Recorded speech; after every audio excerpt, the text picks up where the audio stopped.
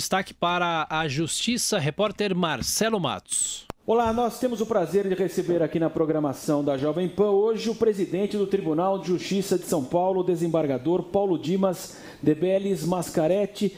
Desembargador Paulo Dimas, muito obrigado pela presença do senhor aqui nos estúdios da Jovem Pan. Eu que agradeço a oportunidade de estar aqui com vocês. Desembargador, uma campanha do TJ São Paulo, adoção tardia, um assunto extremamente importante, e também a tentativa da Justiça de levar as pessoas o acesso justamente ao judiciário. Queria que o senhor iniciasse, portanto, falando sobre esses dois temas. Olha, nós temos investido lá no tribunal em comunicação. Acho importante trazer à sociedade, em primeiro lugar, uma prestação de contas do que o judiciário está fazendo e, em segundo lugar, mostrar que nós temos também que estar presentes em algumas ações, como, por exemplo, da adoção tardia, que é uma campanha que nós passamos a desenvolver este ano, mais diretamente, com maior intensidade, mostrando a necessidade de nós tirarmos os abrigos aí em todo o estado, crianças acima de 3 anos, adolescentes, que querem ter uma oportunidade também de ter uma família, de ter a oportunidade de evoluir, de crescer. Então, esse é um trabalho que nós temos feito. Agora, recentemente, inclusive, na Páscoa, fizemos uma campanha para entregar uma caixa de chocolate para cada criança em abrigos em todo o estado. Fizemos uma distribuição de mais de 9 mil caixas de chocolate. Então, nós precisamos integrar a sociedade com esse trabalho importante que as nossas varas de infância e juventude realizam. E, por outro lado, nós também temos uma campanha importante para mostrar o que é o judiciário, mostrar que o judiciário estadual está próximo da população.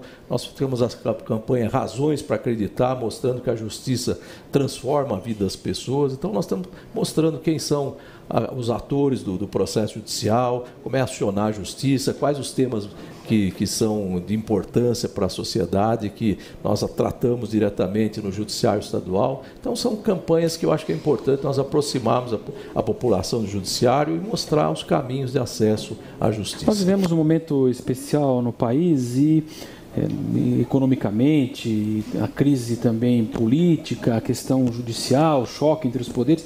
Preocupa o senhor essa sensação, muitas vezes, de que a população não acredita que a justiça vai ser feita? Quer dizer, esse descrédito, essa demora? Eu acho assim, eu acho que cada um dentro do seu âmbito de atuação tem que zelar para que as coisas aconteçam da melhor maneira e rapidamente. Nós temos que pensar que, apesar da crise, de toda essa situação de instabilidade, nós temos que manter as instituições funcionando. Então, o nosso Tribunal de Justiça tem que estar funcionando bem, né? Você sabe, por exemplo, que aqui nós temos uma preocupação constante com a criminalidade violenta, né? Nós temos inúmeros processos de réus presos por crimes graves que nós temos que fazer com que eles tenham uma solução, né? Nós temos, então, os casos de réus presos. Não sei se você sabe, aqui em São Paulo, por exemplo, nós temos 232 a 234 mil presos constantemente. As audiências de custódia têm atuado para que nós não levemos para o sistema carcerário pessoas que não precisam lá se encontrar, né? E nós temos também que, de alguma maneira, fazer com que as questões, os crimes mais graves sejam julgados rapidamente. Então, temos tido êxito nessa empreitada, né? Temos aqui em São Paulo o Fórum Criminal que tem maior número de processos e maior movimento da América Latina, mas que funciona muito bem, com julgamentos ocorrendo de forma rápida. Então, nós temos que fazer com que a estrutura funcione. Então, apesar de toda a crise, de todo o comprometimento aí do Estado em algumas situações, aqui em São Paulo nós temos que fazer a nossa parte, temos que desconsiderar essa crise, inclusive a crise econômica e as dificuldades orçamentárias, para manter as estruturas funcionando. O senhor acha que essa questão da prisão na segunda instância, ela tem sido fundamental, né, no caso da Lava Jato? O senhor concorda? O senhor acha que, de fato, ela vai fazer com que essa sensação de justiça possa ser feita perante a população? Eu acho que aqui nós temos um dado importante. No segundo grau de jurisdição, nós temos justamente a apreciação dos fatos, né? O processo criminal é eminentemente um processo em que se julgam condutas tendo em vista os fatos da causa. Não temos questões de direito muito intrincadas para serem resolvidas, ou seja, avaliação das normas jurídicas aplicáveis. Nós temos que avaliar a conduta. praticou ou não crime, as provas estão realmente mostrando que há autoria, materialidade do delito que está sendo imputado a alguém, né? E isso se esgota na segunda instância, no segundo grau de jurisdição. Nos tribunais superiores nós vamos ter o julgamento de questões de direito, estudar a tipificação do crime, questões processuais, né?